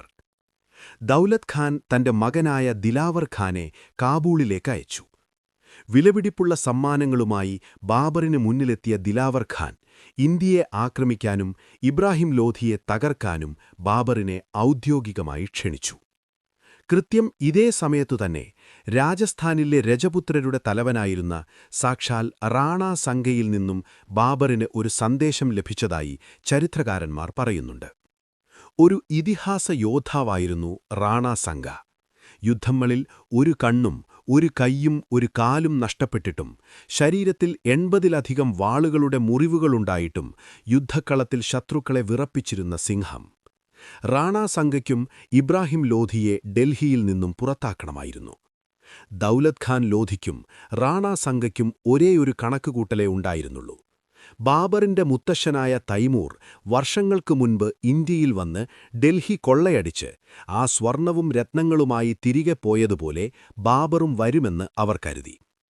ഇബ്രാഹിം ലോധിയെ പരാജയപ്പെടുത്തി ഡൽഹി കൊള്ളയടിച്ചു ബാബർ മടങ്ങുമെന്നും ആ ശൂന്യതയിൽ തങ്ങൾക്ക് ഡൽഹിയുടെ സിംഹാസനം പിടിച്ചെടുക്കാമെന്നും അവർ സ്വപ്നം കണ്ടു. എന്നാൽ അവർക്ക് ബാബറിനെ മനസ്സിലായിരുന്നില്ല. സ്വന്തം നാടായ ഫെർഗാന നഷ്ടപ്പെട്ട് സമർഖണ്ഡിൽ നിന്നും ആട്ടിയോടിക്കപ്പെട്ട് ഒരിക്കലും ഒരു സ്ഥിരമായ സാമ്രാജ്യം ലഭിക്കാതെ അലഞ്ഞുതിരിഞ്ഞ ബാബറിന് കേവലം കുറച്ച് സ്വർണവും കൊള്ളമുതലുകളും പോരായിരുന്നു. അവനൊരു സാമ്രാജ്യം വേണമായിരുന്നു. ഇന്ത്യയെ കൊള്ളയടിച്ച് തിരികെ പോകാനല്ല, ഇന്ത്യയുടെ ചക്രവർത്തിയായി അവിടെ മരണം വരെ വാഴാനാണ് ബാബർ തീരുമാനിച്ചത്. ആ ക്ഷണം ബാബർ ഇരുകൈയും നീട്ടി സ്വീകരിച്ചു. വർഷം 1525 ബാബർ തന്റെ ഏറ്റവും മികച്ച സൈനികരെയും കൂട്ടി കാബൂളിൽ നിന്നും ഹിന്ദുസ്ഥാനിലേക്ക് മാർച്ച് ചെയ്യാൻ തുടങ്ങി. ബാബറിന്റെ സൈന്യത്തിൽ വെറും 12,000-നും 15,000-നും ഇടയിൽ പടയാളികൾ മാത്രമേ ഉണ്ടായിരുന്നുള്ളൂ. എന്നാൽ അവരുടെ പക്കൽ മാരകമായ പീരങ്കികളും തോക്കുകളുമുണ്ടായിരുന്നു. മഞ്ഞുമൂടിയ പർവ്വതങ്ങൾ കടന്ന് നദികൾ നീന്തിക്കടന്ന ബാബറിന്റെ സൈന്യം ഇന്ത്യയുടെ ഹൃദയഭാഗത്തേക്ക് കുതിച്ചു. ഈ വിവരമറിഞ്ഞ ഡൽഹി സുൽത്താൻ ഇബ്രാഹിം ലോധി തന്റെ കൂറ്റൻ സൈന്യത്തെയും കൂട്ടി ബാബറിനെ നേരിടാൻ പുറപ്പെട്ടു. 1,00,000-ഓളം വരുന്ന സൈനികർ. അതിലും ഭയാനകമായ മറ്റൊന്നുണ്ടായിരുന്നു ലോധിയുടെ പക്കൽ. 1000-ഓളം വരുന്ന കൂറ്റൻ യുദ്ധാനകൾ, വാർ എലിഫൻസ്. ബാബറിന്റെ സൈന്യത്തിൽ പലരും ആനകളെ ജീവിതത്തിൽ ആദ്യമായി കാണുകയായിരുന്നു. വലിയ കോട്ടകൾ പോലെയുള്ള മൃഗങ്ങൾ, അവയുടെ തുമ്പിക്കൈകളിൽ കൂറ്റൻ വാളുകൾ കെട്ടിവച്ചിരിക്കുന്നു. ഈ ആനപ്പടയെക്കുറിച്ചും ലോധിയുടെ 1,00,000 വരുന്ന കൂറ്റൻ സൈന്യത്തെക്കുറിച്ചും കേട്ടപ്പോൾ ബാബറിന്റെ പടയാളികളുടെ ഉള്ളിൽ ഭയം നിറഞ്ഞു. മധ്യേഷ്യയിലെ കണുപ്പുള്ള കാലാവസ്ഥയിൽ നിന്നും വന്ന അവർക്ക് ഇന്ത്യയിലെ ചുട്ടുപൊള്ളുന്ന ചൂട് സഹിക്കാൻ കഴിയുന്നതായിരുന്നില്ല. പലരും തിരികെ കാബൂളിലേക്ക് പോകാമെന്ന് ബാബറിനോട് അപേക്ഷിച്ചു. ഈ യുദ്ധം ആത്മഹത്യയാണെന്ന് ബാബറിന്റെ സൈന്യാധിപന്മാർ വരെ പറഞ്ഞു. പക്ഷെ ബാബർ പിന്മാറാൻ തയ്യാറായിരുന്നില്ല. അവൻ തന്റെ സൈനികരെ വിളിച്ചുകൂട്ടി ആവേശഭരിതമായൊരു പ്രസംഗം നടത്തി. മരണം എല്ലാവർക്കും വരും, എന്നാൽ ഭീരുക്കളെപ്പോലെ പിന്തിരിഞ്ഞോടി മരിക്കുന്നതിനേക്കാൾ യോദ്ധാക്കളെപ്പോലെ പൊരുതി മരിക്കുന്നതാണ് ഒരു പോരാളിക്ക് അഭിമാനം. ഒന്നുകിൽ നാം ഈ സാമ്രാജ്യം കീഴടക്കും, അല്ലെങ്കിൽ വീരമൃത്യു വരിക്കും. ബാബറിന്റെ വാക്കുകൾ ആ പടയാളികളിൽ തീ കോരിയിട്ടു. അവർ ബാബറിനൊപ്പം മരിക്കാൻ തയ്യാറായി മുന്നോട്ടു നടന്നു. 1526 ഏപ്രിൽ മാസം ഡൽഹിക്ക് വടക്ക് ഹരിയാനയിലെ പാനിപ്പത്ത് എന്ന വിശാലമായ സമതല പ്രദേശം. ചരിത്രത്തിൽ പല നിർണായക യുദ്ധങ്ങൾക്കും സാക്ഷ്യം വഹിച്ച ചോര പുരണ്ട മണ്ണ്. അവിടെ കോളിയുളക്കം സൃഷ്ടിച്ചുകൊണ്ട് ഇബ്രാഹിം ലോധിയുടെ 1,00,000 വരുന്ന കൂറ്റൻ സൈന്യം വന്ന് താവളമടിച്ചു. അവർക്ക് നേരെ എതിർവശത്ത് കേവലം 15,000 വരുന്ന സൈന്യവുമായി ബാബർ നിലയുറപ്പിച്ചു. എണ്ണത്തിൽ വളരെ കുറവായിരുന്നിട്ടും ബാബറിന്റെ മുഖത്ത് ഭയമില്ലായിരുന്നു. കാരണം അവന്റെ മനസ്സിൽ ലോകം അന്നുവരെ കണ്ടിട്ടില്ലാത്ത ഒരു വമ്പൻ യുദ്ധതന്ത്രം തയ്യാറായിരുന്നു. 1526 ഏപ്രിൽ 21 പ്രഭാതം. പാനിപ്പത്തിലെ വിശാലമായ മൈതാനത്ത് ഒരു വശത്ത് ഇബ്രാഹിം ലോധിയുടെ 1,00,000 വരുന്ന സൈന്യവും 1000-ഓളം യുദ്ധാനകളും അണിനിരന്നു. മറുവശത്ത് വെറും 15,000 പേർ മാത്രമുള്ള ബാബറിന്റെ കൊച്ചു സൈന്യം. കാഴ്ചയിൽ ഒരു ഉറുമ്പും ആനയും തമ്മിലുള്ള പോരാട്ടം പോലെ തോന്നുവെങ്കിലും ബാബറിന്റെ മനസ്സിൽ അന്നുവരെ ലോകം കണ്ടിട്ടില്ലാത്തത്ര മികച്ച ഒരു യുദ്ധതന്ത്രം തയ്യാറായിരുന്നു. അരബ, തുലുഗ്മ എന്നീ 2 മാരകമായ യുദ്ധതന്ത്രങ്ങളാണ് ബാബർ അവിടെ പ്രയോഗിച്ചത്. തന്റെ സൈന്യത്തിനു നേരെ പാഞ്ഞെടുക്കുന്ന ലോധിയുടെ ആനകളെയും കുതിരപ്പടയെയും തടയാനായി ബാബർ 700-ഓളം കാളവണ്ടികൾ ശേഖരിച്ചു. മൃഗങ്ങളുടെ തോൽ കൊണ്ട് നിർമ്മിച്ച അതിശക്തമായ കയറുകളുപയോഗിച്ച് ഈ വണ്ടികൾ പരസ്പരം ബന്ധിപ്പിച്ചു. ഈ വണ്ടികൾക്ക് പിന്നിലായി തന്റെ ഏറ്റവും വലിയ തുറുപ്പുചീട്ടായ പീരങ്കികളും തോക്കുധാരികളായ സൈനികരെയും അവൻ ഒളിപ്പിച്ചു നിർത്തി. ഉസ്താദ് അലിയും മുസ്തഫ റൂമിയും തങ്ങളുടെ പീരങ്കികളിൽ വെടിമരുന്ന് നിറച്ച് ശത്രുവിന്റെ വരവിനായി കാത്തിരുന്നു. സൈന്യത്തിന്റെ വലതുവശത്ത് ശത്രുക്കൾക്ക് കടന്നുവരാൻ കഴിയാത്ത വിധം വലിയ കിടങ്ങുകൾ കുഴിച്ചു. അതിൽ മരച്ചില്ലകൾ വെട്ടിയിട്ടു. ഇടതുവശത്ത് അതിവേഗം സഞ്ചരിക്കുന്ന കുതിരപ്പടയെയും അണിനിരത്തി. യുദ്ധകാഹളം മുഴങ്ങി. തന്റെ കൂറ്റൻ സൈന്യത്തിന്റെ സംഖ്യാബലത്തിൽ അമിതവിശ്വാസമുണ്ടായിരുന്ന ഇബ്രാഹിം ലോധി യാതൊരു തന്ത്രവുമില്ലാതെ ബാബറിന്റെ സൈന്യത്തിനു നേരെ പാഞ്ഞെടുക്കാൻ ഉത്തരവിട്ടു. ഭൂമി കുലുങ്ങുന്ന ശബ്ദത്തോടെ ലോധിയുടെ 1000ഓളം യുദ്ധാനകൾ മുന്നോട്ടു കുതിച്ചു. എന്നാൽ ബാബർ ഒരുക്കിയ കാളവണ്ടികളുടെ പ്രതിരോധ നിരയ്ക്കു മുന്നിൽ വന്ന് ആ കൂറ്റൻ ആനപ്പടയ്ക്ക് നിൽക്കേണ്ടിവന്നു. പരസ്പരം ബന്ധിപ്പിച്ച കാളവണ്ടികൾ മറികടക്കാൻ ആനകൾക്ക് കഴിഞ്ഞില്ല. ലോധിയുടെ സൈന്യം മുഴുവൻ ആ വണ്ടികൾക്ക് മുന്നിൽ തിങ്ങി നിറഞ്ഞു. കൃത്യം ആ നിമിഷം ബാബർ തന്റെ കൈയുയർത്തി പീരങ്കികൾ പ്രയോഗിക്കാൻ ഉത്തരവിട്ടു. ഇന്ത്യൻ ഉപഭൂഖണ്ഡം അന്നുവരെ കേട്ടിട്ടില്ലാത്ത കാതടപ്പിക്കുന്ന ശബ്ദത്തോടെ ബാബറിന്റെ പീരങ്കികൾ തീതുപ്പി. ആകാശത്തുനിന്നും തീമഴ പെയ്യുന്നതുപോലെ വെടിയുണ്ടകൾ ലോധിയുടെ സൈന്യത്തിന്മേൽ പതിച്ചു. പീരങ്കികളുടെയും തോക്കുകളുടെയും ശബ്ദവും പുകയും കണ്ട് ലോധിയുടെ യുദ്ധാനകൾക്ക് സമനില തെറ്റി. എന്തു ചെയ്യണമെന്നറിയാതെ ഭയന്നു വിറച്ച ആനകൾ പിന്തിരിഞ്ഞോടാൻ തുടങ്ങി. ആ ഓട്ടത്തിൽ അവ ചവിട്ടിയരച്ചത് സ്വന്തം സൈനികരെ തന്നെയായിരുന്നു. ലോധിയുടെ സൈന്യത്തിൽ വലിയൊരു വിഭാഗം സ്വന്തം ആനകളുടെ കാലുകൾക്കടിയിൽപ്പെട്ട് ചതഞ്ഞരഞ്ഞു. ഈ സമയം തക്കം പാർത്തിരുന്ന ബാബറിന്റെ അതിവേഗ കുതിരപ്പടയാളികൾ ലോധിയുടെ സൈന്യത്തെ ഇരുവശത്തുനിന്നും പിന്നിൽ നിന്നും വളഞ്ഞു. ഇതാണ് തുലുഗ്മ എന്ന തന്ത്രം. ഒരു വശത്ത് സ്വന്തം ആനകളുടെ ആക്രമണം, മുന്നിൽ നിന്നും പീരങ്കികളുടെ തീമഴ, ചുറ്റുപാടുനിന്നും ശരവർഷം. ലോധിയുടെ സൈന്യത്തിനെങ്ങോട്ടു പോകണമെന്നറിയാതെ സ്തംഭിച്ചു നിൽക്കേണ്ടി വന്നു. മണിക്കൂറുകൾക്കുള്ളിൽ ആ വിശാലമായ പാനിപ്പത്ത് മൈതാനം ശവപ്പറമ്പായി മാറി. ഉച്ചയായപ്പോഴേക്കും യുദ്ധം അവസാനിച്ചു. ഇബ്രാഹിം ലോധിയുൾപ്പെടെ 20,000-ലധികം ശത്രുസൈനികർ ആ മണ്ണിൽ പിടഞ്ഞുവീണു മരിച്ചു. യുദ്ധാനന്തരം ബാബർ പാനിപ്പത്തിലെ മൈതാനത്തുകൂടി നടക്കുമ്പോൾ ചോരയിൽ കുളിച്ചുകിടക്കുന്ന ഇബ്രാഹിം ലോധിയുടെ മൃതദേഹം അവന്റെ പടയാളികൾ കണ്ടെത്തി. തന്റെ ശത്രുവായിരുന്നിട്ടുപോലും അവസാന ശ്വാസം വരെ പൊരുതിമരിച്ച ലോധിയുടെ ധീരതയെ ബാബർ ബഹുമാനിച്ചു. ലോധിയുടെ മൃതദേഹം അർഹിക്കുന്ന ആദരവോടെ സംസ്കരിക്കാൻ അവൻ ഉത്തരവിട്ടു. അങ്ങനെ നൂറ്റാണ്ടുകൾ നീണ്ടുനിന്ന ഡൽഹി സുൽത്താനേറ്റിന് അന്ന് പാനിപ്പത്തിൽ വെച്ച് തിരശ്ശീല വീണു. ഇന്ത്യയുടെ ചരിത്രം വഴിമാറി എഴുതപ്പെട്ട നിമിഷമായിരുന്നു അത്. മുഗൾ സാമ്രാജ്യം എന്ന വലിയൊരു ചരിത്രത്തിന് ബാബർ അവിടെ അടിത്തറ പാകി. യുദ്ധം ജയിച്ച ഉടനെ തന്നെ ബാബർ തന്റെ മൂത്ത മകനായ ഹുമയൂണിനെ ഡൽഹിയുടെ അയൽനഗരമായ ആഗ്രയുടെയും അവിടുത്തെ ഖജനാവുകളുടെയും നിയന്ത്രണമേറ്റെടുക്കാൻ പറഞ്ഞയച്ചു. ഹുമയൂൺ ആഗ്രയിലെത്തുമ്പോൾ ഇബ്രാഹിം ലോധിയെ സഹായിക്കാൻ വന്ന് പാനിപ്പത്തിൽ വെച്ച് കൊല്ലപ്പെട്ട ഗ്വാളിയോർ രാജാവ് റാണാ വിക്രമാജിത്തിന്റെ കുടുംബം അവിടെയുണ്ടായിരുന്നു. അവർ ഹുമയൂണിന്റെ കയ്യിൽ നിന്നും രക്ഷപ്പെടാൻ ശ്രമിക്കുകയായിരുന്നു. എന്നാൽ ഹുമയൂൺ അവരെ തടവിലാക്കുകയോ ഉപദ്രവിക്കുകയോ ചെയ്തില്ല. പകരം അവർക്ക് സുരക്ഷയൊരുക്കി. തങ്ങളുടെ ജീവനും മാനവും രക്ഷിച്ച ഹുമയൂണിന് നന്ദിസൂചകമായി ഗ്വാളിയോർ രാജകുടുംബം വിലമതിക്കാനാവാത്ത ഒരു വലിയ സമ്മാനം നൽകി. അതൊരു രത്നമായിരുന്നു.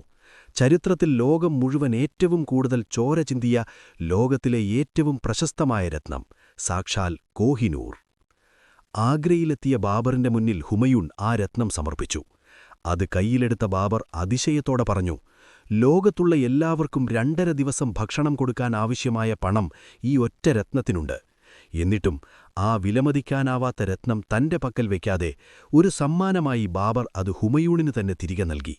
ബാബറിന് സമ്പത്തിനോട് വലിയ ആർത്തിയുണ്ടായിരുന്നില്ല എന്നതിന്റെ ഏറ്റവും വലിയ തെളിവായിരുന്നു ഇത്. ഡൽഹിയിലെയും ആഗ്രയിലെയും ഖജനാവുകൾ തുറന്നപ്പോൾ ബാബറിനും സൈന്യത്തിനും ലഭിച്ചത് എണ്ണിയാലൊടുങ്ങാത്ത സ്വർണവും വെള്ളിയുമായിരുന്നു. എന്നാൽ ബാബർ ആ സ്വർണമൊന്നും സ്വന്തം ഭണ്ഡാരത്തിലേക്ക് മാറ്റിയില്ല. തന്റെ കൂടെ മരിക്കാൻ തയ്യാറായി വന്ന വിശ്വസ്തരായ ഓരോ പടയാളിക്കും അവൻ സ്വർണം വാരിക്കോരി നൽകി. അതുമാത്രമല്ല, കാബൂളിലുള്ള ഓരോ പൗരനും, സ്ത്രീകളും കുട്ടികളും ഉൾപ്പെടെ ഓരോരുത്തർക്കും ഒരു വെള്ളി നാണയം വീതം ബാബർ സമ്മാനമായി കൊടുത്തയച്ചു. സമ്പത്ത് മുഴുവൻ ജനങ്ങൾക്കും സൈനികർക്കുമായി ദാനം ചെയ്തതുകൊണ്ട് അവനെ ജനങ്ങൾ കലന്തർ എന്ന് സ്നേഹത്തോടെ വിളിച്ചു. എന്നാൽ യുദ്ധം ജയിച്ച് ആഗ്രയിലെത്തിയതോടെ ബാബറിന് മറ്റൊരു വലിയ പ്രതിസന്ധിയെ നേരിടേണ്ടി വന്നു. ഇന്ത്യയിലെ അതികഠിനമായ ചൂട് ബാബറിന്റെ സൈനികരെ തളർത്തി. മധ്യേഷ്യയിലെ മഞ്ഞിൽ ജീവിച്ച് ശീലിച്ച അവർക്ക് ഇന്ത്യയിലെ ഉഷ്ണക്കാറ്റും പൊടിയും സഹിക്കാൻ കഴിഞ്ഞില്ല. പകർച്ചവ്യാധികൾ പടർന്നുപിടിച്ചു തുടങ്ങി. സൈനികർ കൂട്ടത്തോടെ മരിക്കാൻ തുടങ്ങി. പടയാളികൾക്കിടയിൽ വലിയൊരു അസംതൃപ്തി പുകഞ്ഞു. അവർക്ക് കിട്ടിയ സ്വർണവും കൊണ്ട് കാബൂളിലെ തണുപ്പിലേക്ക് തിരികെ പോകാൻ അവർ ബാബറിനോട് അപേക്ഷിച്ചു. പല വിശ്വസ്തരായ സേനാധിപന്മാരും ബാബറിനെ ഉപേക്ഷിച്ചു പോകാൻ തയ്യാറെടുത്തു. ഇബ്രാഹിം ലോധിയെ വീഴ്ത്താൻ ബാബറിനെ ഇന്ത്യയിലേക്ക് ക്ഷണിച്ച ദൗലത് ഖാനും രജപുത്ര രാജാവായ റാണാ സംഗയും കണക്കുകൂട്ടിയത് ഇതുതന്നെയായിരുന്നു. തൈമൂറിനെപ്പോലെ കൊള്ളയടിച്ച് ബാബർ തിരികെ പോകുമെന്ന് അവർ വിശ്വസിച്ചു. എന്നാൽ ബാബറിന്റെ മനസ്സിൽ മറ്റൊന്നായിരുന്നു. വർഷങ്ങളോളം അലഞ്ഞുതിരിഞ്ഞ അവന് ഒടുവിൽ സ്ഥിരമായൊരു സാമ്രാജ്യം ലഭിച്ചിരിക്കുകയാണ്. ഈ ഫലഭൂയിഷ്ടമായ മണ്ണുപേക്ഷിച്ച് വീണ്ടും കാബൂളിലെ പർവ്വതങ്ങളിലേക്ക് പോകാൻ അവൻ തയ്യാറായിരുന്നില്ല. ബാബർ തന്റെ സൈനികരെ വീണ്ടും വിളിച്ചുകൂട്ടി. അവൻ പറഞ്ഞു, വർഷങ്ങളോളം നമ്മൾ അനുഭവിച്ച കഷ്ടപ്പാടുകൾക്കും പട്ടിണിക്കും ഒടുവിൽ ദൈവം നമുക്കൊരു രാജ്യം തന്നിരിക്കുന്നു. ജീവൻ പണയപ്പെടുത്തി നേടിയെടുത്ത ഈ രാജ്യമുപേക്ഷിച്ച് സ്വന്തം കഴിവുകേട് കാണിച്ചു മടങ്ങാൻ ഞാൻ തയ്യാറല്ല. തിരിച്ചുപോകാൻ ആഗ്രഹിക്കുന്നവർക്ക് പോകാം, ഞാൻ ഇവിടെ നിൽക്കും. ബാബറിന്റെ ഈ ദൃഢനിശ്ചയത്തിനു മുന്നിൽ പലരും തലകുനിച്ചു. വിശ്വസ്തരായ പടയാളികൾ അവനൊപ്പം ഇന്ത്യയിൽ തുടരാൻ തീരുമാനിച്ചു. ബാബർ ഇന്ത്യയിൽ തുടരാൻ തീരുമാനിച്ചു എന്ന വാർത്ത രാജസ്ഥാനിലെ മേവാറിലെത്തിയപ്പോൾ വലിയൊരു കോളിളക്കമാണ് സൃഷ്ടിച്ചത്. റാണാ സംഗയുടെ പ്രതീക്ഷകളെല്ലാം തകിടം മറിഞ്ഞു. വെറുമൊരു കൊള്ളക്കാരനല്ല, ഇന്ത്യയെ അടക്കി ഭരിക്കാൻ വന്ന അതിശക്തനായ ഒരു ചക്രവർത്തിയാണ് ഡൽഹിയിലിരിക്കുന്നതെന്ന് റാണാ സംഗ തിരിച്ചറിഞ്ഞു. ബാബർ അവിടെ തുടർന്നാൽ അത് തന്റെ ഹിന്ദു സാമ്രാജ്യത്തിന് വലിയൊരു ഭീഷണിയാകുമെന്ന് അദ്ദേഹം മനസ്സിലാക്കി. ഇന്ത്യയുടെ മണ്ണുകണ്ട ഏറ്റവും വലിയ പോരാളികളിൽ ഒരാളായിരുന്നു റാണാ സംഗ. സിംഹത്തെപ്പോലെ ധീരനായ അദ്ദേഹം ബാബറിനെ ഇന്ത്യയിൽ നിന്നും തുരത്താൻ തീരുമാനിച്ചു. അതിനായി വടക്കേ ഇന്ത്യയിലെ രാജാക്കന്മാരെയെല്ലാം അദ്ദേഹം ഒന്നിപ്പിച്ചു. ലക്ഷക്കണക്കിന് വരുന്ന കൂറ്റൻ രജപുത്ര സൈന്യം ബാബറിനെ ലക്ഷ്യമാക്കി നീങ്ങാൻ തുടങ്ങി. പാനിപ്പത്തിൽ ബാബർ നേരിട്ട ഇബ്രാഹിം ലോധിയുടെ സൈന്യം വെറുമൊരാൾക്കൂട്ടമായിരുന്നെങ്കിൽ റാണാ സംഗയുടെ സൈന്യം മരണത്തെ ഭയമില്ലാത്ത, പോരാടി മരിക്കാൻ തയ്യാറായ വീരന്മാരുടെ പടയായിരുന്നു. ബാബറിന്റെ സൈന്യത്തിൽ വീണ്ടും ഭയം പടർന്നു.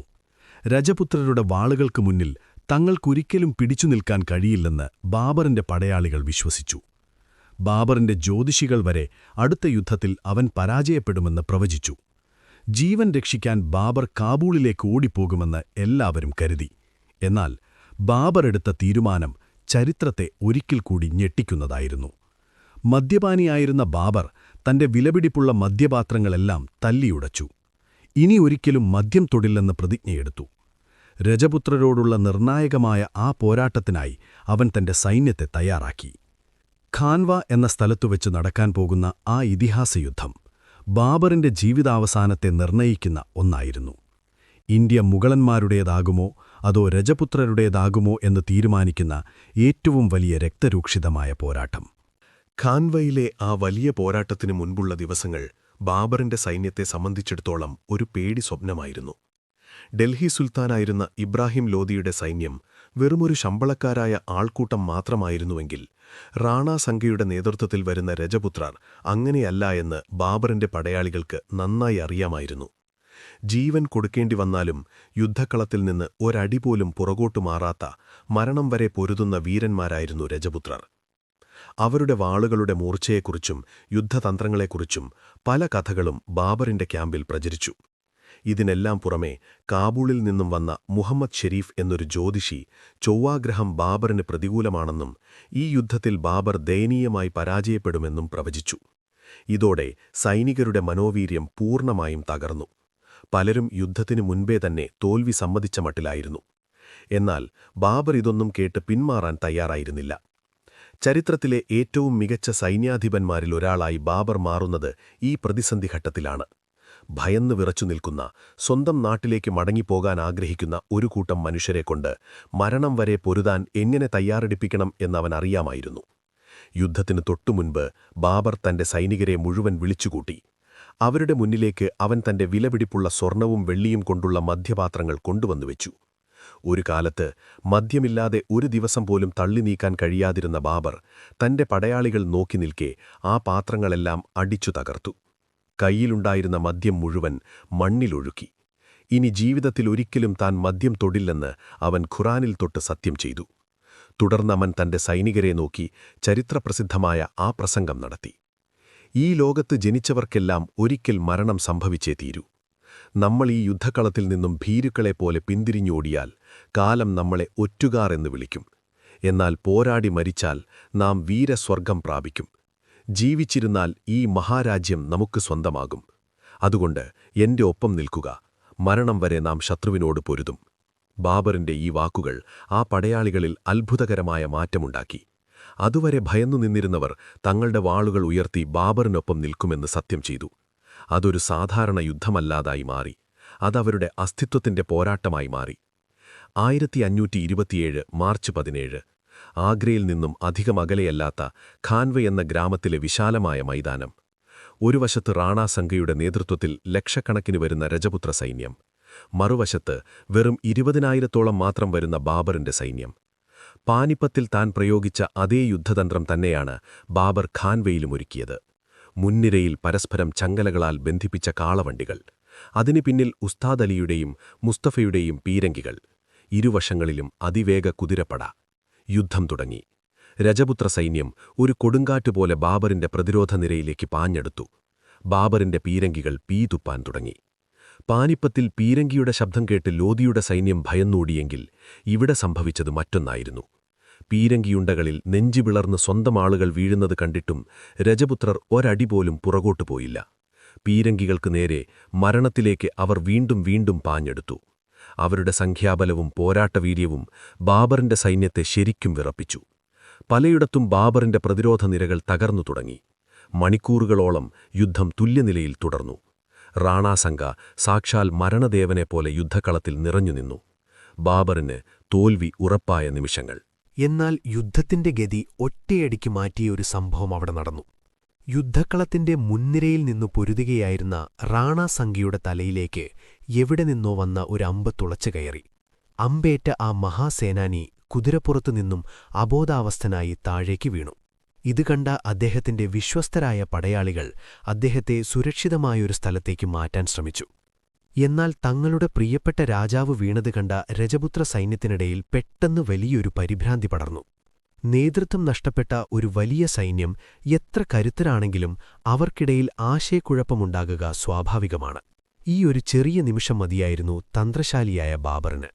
തന്റെ ഇരുവശങ്ങളിലുമുള്ള അതിവേഗ കുതിരപ്പടയോട് രജപുത്ര സൈന്യത്തെ വളയാൻ ബാബർ ഉത്തരവിട്ടു. പിന്നിൽ നിന്നും വശങ്ങളിൽ നിന്നുമുള്ള ബാബറിന്റെ അപ്രതീക്ഷിത ആക്രമണത്തിൽ രജപുത്രർക്ക് പിടിച്ചു നിൽക്കാനായില്ല. റാണാസംഗ മരിച്ചുവെന്ന വാർത്തകൂടി പടർന്നതോടെ അവരുടെ മനോവീര്യം തകർന്നു. സായാഹ്നമായപ്പോഴേക്കും ഖാൻവയിലെ മണ്ണിൽ 10,000-കണക്കിന് രജപുത്രവീരന്മാർക്ക് ജീവൻ നഷ്ടപ്പെട്ടു. അസാധ്യമെന്ന് എല്ലാവരും കരുതിയ ഒരു യുദ്ധത്തിൽ ബാബർ അത്ഭുതകരമായി വിജയിച്ചു. ഈ വിജയത്തോടെ ബാബർ ഘാസി എന്ന പുതിയ പദവി സ്വീകരിച്ചു.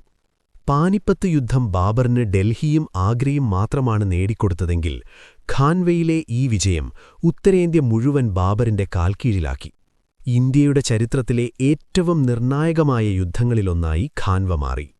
കാരണം ഇന്ത്യയിൽ മുഗൾ സാമ്രാജ്യത്തിന്റെ വേരുകൾ ശരിക്കും ഉറപ്പിച്ചത് ഈ യുദ്ധത്തിലായിരുന്നു. എന്നാൽ രജപുത്രരുടെ പ്രതിരോധം അവിടെക്കൊണ്ടും അവസാനിച്ചിരുന്നില്ല.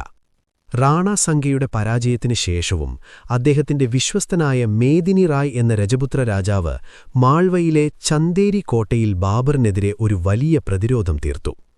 ഖാൻവ യുദ്ധം കഴിഞ്ഞ് കൃത്യം ഒരു വർഷത്തിനുശേഷം 1528 ബാബർ ചന്ദേരി കോട്ട ലക്ഷ്യമാക്കി നീങ്ങി. കോട്ടയ്ക്ക് ചുറ്റും കനത്ത കാടും മലകളുമായിരുന്നു. കൂറ്റൻ പീരങ്കികളുമായി ആ മല കയറുക എന്നത് അസാധ്യമായിരുന്നു. എന്നാൽ ബാബർ തന്റെ സൈനികരെക്കൊണ്ട് വെറുമൊരു രാത്രി കൊണ്ട് ആ മല വെട്ടിത്തെളിച്ച് പീരങ്കികൾക്ക് കടന്നുപോകാനുള്ള വഴിയുണ്ടാക്കി. പിറ്റേ ദിവസം രാവിലെ കോട്ടയ്ക്ക് മുന്നിൽ പീരങ്കികളുമായി നിൽക്കുന്ന ബാബറിന്റെ സൈന്യത്തെ കണ്ട് മേദിനി റായ് അക്ഷരാർത്ഥത്തിൽ ഞെട്ടിപ്പോയി. രക്ഷപ്പെടാൻ മറ്റൊരു വഴിയുമില്ലെന്ന് മനസ്സിലാക്കിയ രജപുത്രർ തങ്ങളുടെ പാരമ്പര്യമായ ജൗഹർ അനുഷ്ഠിക്കാൻ തീരുമാനിച്ചു. കോട്ടയ്ക്കുള്ളിലെ സ്ത്രീകളെല്ലാം വലിയൊരു അഗ്നികുണ്ഡമുണ്ടാക്കി അതിലേക്ക് ചാടി ആത്മാഹുതി ചെയ്തു. അതിനുശേഷം മേദിനി റായും പടയാളികളും കാവിയുടുത്ത് മരണത്തിലേക്ക് വാളെടുത്തു കുതിച്ചു. ചന്ദേരിയിലെ കോട്ടയിൽ ബാബറിന്റെ പതാക പാറിക്കളിച്ചു. അങ്ങനെ പാനിപ്പത്ത്, കാൻവ, ചന്ദേരി തുടർച്ചയായ 3 വിജയങ്ങളിലൂടെ ബാബർ എന്ന ആ പഴയ ഫർഗാനയിലെ ബാലൻ ഇന്ത്യയുടെ അനിഷേധ്യനായ ചക്രവർത്തിയായി മാറി. ഒരിക്കൽ തന്റെ തലചായ്ക്കാൻ ഒരിടമില്ലാതെ മഞ്ഞിൽ അലഞ്ഞു നടന്നവൻ ഇപ്പോൾ ഗംഗാസമതലങ്ങൾ മുതൽ അഫ്ഗാനിസ്ഥാൻ വരെയുള്ള വലിയൊരു സാമ്രാജ്യത്തിന്റെ അധിപനായി. എന്നാൽ സാമ്രാജ്യം എത്ര വലുതായിട്ടും ബാബറിന്റെ മനസ്സ് ഇന്ത്യയിലെ ചൂടുള്ള കാലാവസ്ഥയുമായി പൊരുത്തപ്പെട്ടിരുന്നില്ല. കാബൂളിലെ മനോഹരമായ പൂന്തോട്ടങ്ങളെയും മഞ്ഞു വീഴുന്ന മലനിരകളെയും അവൻ വല്ലാതെ മിസ് ചെയ്തു. തന്റെ ആത്മകഥയായ ബാബർനാമയിൽ അവൻ ഇന്ത്യയെക്കുറിച്ച് പലപ്പോഴും വിമർശനാത്മകമായി എഴുതിയിട്ടുണ്ട്. ഇന്ത്യയിൽ ആകർഷകമായ ഒന്നുമില്ല, ഇവിടത്തെ ജനങ്ങൾക്ക് സൗന്ദര്യമില്ല, ഇവിടെ നല്ല കുതിരകളില്ല, നല്ല മാംസമില്ല, മുന്തിരികളോ തണ്ണിമത്തനോ ഇല്ല, ഐസോ തണുത്ത വെള്ളമോ ഇല്ല എന്നിങ്ങനെ നീളുന്നു ആ പരാതികൾ. എന്നിട്ടും അവൻ ഇന്ത്യയിൽ തന്നെ തുടർന്നു. ആഗ്രയിൽ അവൻ തനിക്ക് പ്രിയപ്പെട്ട മധ്യേഷ്യൻ ശൈലിയിലുള്ള വലിയ പൂന്തോട്ടങ്ങൾ നിർമ്മിക്കാൻ തുടങ്ങി. ചാർബാഗ് എന്നറിയപ്പെടുന്ന 4 തിരിക്കുന്ന പൂന്തോട്ട ശൈലി ഇന്ത്യയിലാദ്യമായി കൊണ്ടുവന്നത് ബാബറായിരുന്നു. ജലധാരകളും പലതരം മരങ്ങളും വെച്ചുപിടിപ്പിച്ച് അവൻ ആഗ്രയെ തന്റെ കൊച്ചു കാബൂളാക്കി മാറ്റാൻ ശ്രമിച്ചു. ഭരണകാര്യങ്ങളിലും സാമ്രാജ്യ വിപുലീകരണത്തിലും അവൻ രാപകൽ അധ്വാനിച്ചു. എന്നാൽ ബാബറിന്റെ ജീവിതം ഒരു സിനിമാക്കഥയേക്കാൾ അവിശ്വസനീയമായ ഒരു ക്ലൈമാക്സിലേക്കാണ് നീങ്ങിക്കൊണ്ടിരുന്നത്. ലോകം മുഴുവൻ കീഴടക്കിയ ആ ചക്രവർത്തിയെ കാത്തിരുന്നത് ഒരു വാളിനോ പീരങ്കിക്കോ നൽകാൻ കഴിയാത്തത്ര വലിയൊരു ദുരന്തമായിരുന്നു. ഒരു പിതാവിന്റെ സ്നേഹം എത്രത്തോളം വലുതാണെന്ന് ചരിത്രത്തിന് കാണിച്ചു കൊടുക്കുന്ന ബാബറിന്റെ ജീവിതത്തിലെ ഏറ്റവും വികാരഭരിതമായ അവസാന നാളുകൾ. ആ വലിയ ചക്രവർത്തിയുടെ അന്ത്യമെങ്ങനെയായിരുന്നു? ഒരുപക്ഷേ ചരിത്രം കണ്ട ഏറ്റവും നിഗൂഢവും അത്ഭുതപ്പെടുത്തുന്നതുമായൊരു മരണം. ആ കഥ കേട്ടാൽ നിങ്ങളുടെ കണ്ണുകൾ നിറയും. ചന്ദേരിയിലെ വിജയത്തിനു ശേഷം ബാബറിന് വിശ്രമിക്കാൻ സമയം ലഭിച്ചില്ല. റാണാ സംഗയുടെ ഭീഷണി അവസാനിച്ചെങ്കിലും കിഴക്കൻ ഇന്ത്യയിൽ ഇബ്രാഹിം ലോധിയുടെ സഹോദരനായ മഹ്മൂദ് ലോധിയുടെ നേതൃത്വത്തിൽ അഫ്ഗാനികൾ വീണ്ടും സംഘടിക്കുന്നുണ്ടായിരുന്നു.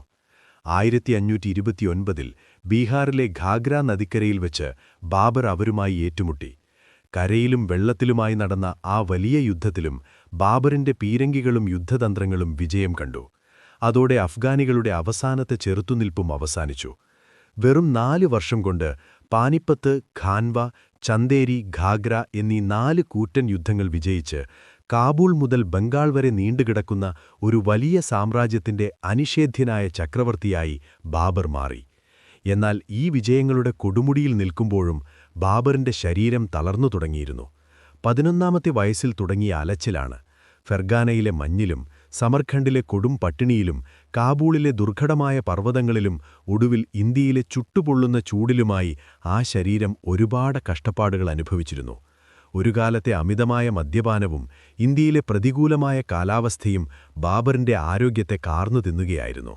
ഇതിനെല്ലാം പുറമെ തനിക്ക് ചുറ്റുമുള്ള പല വിശ്വസ്തരായ സുഹൃത്തുക്കളും ഓരോരുത്തരായി മരിച്ചു വീഴുന്നത് ബാബറിനെ മാനസികമായും വല്ലാതെ തളർത്തി.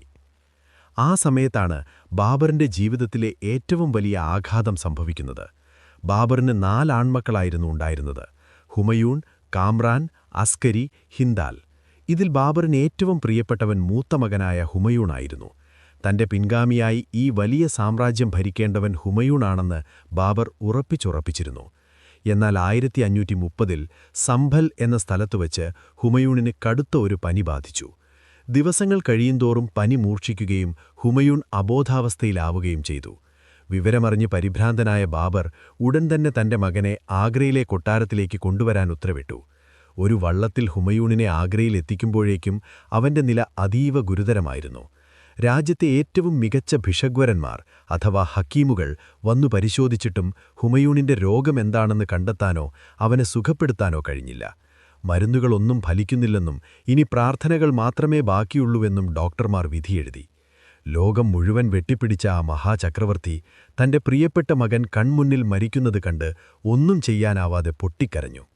അപ്പോഴാണ് ബാബറിന്റെ കൊട്ടാരത്തിലെ ഒരു സൂഫി പണ്ഡിതനായ മീർ അബൂബക്ക ഒരു പ്രതിവിധി നിർദ്ദേശിക്കുന്നത്.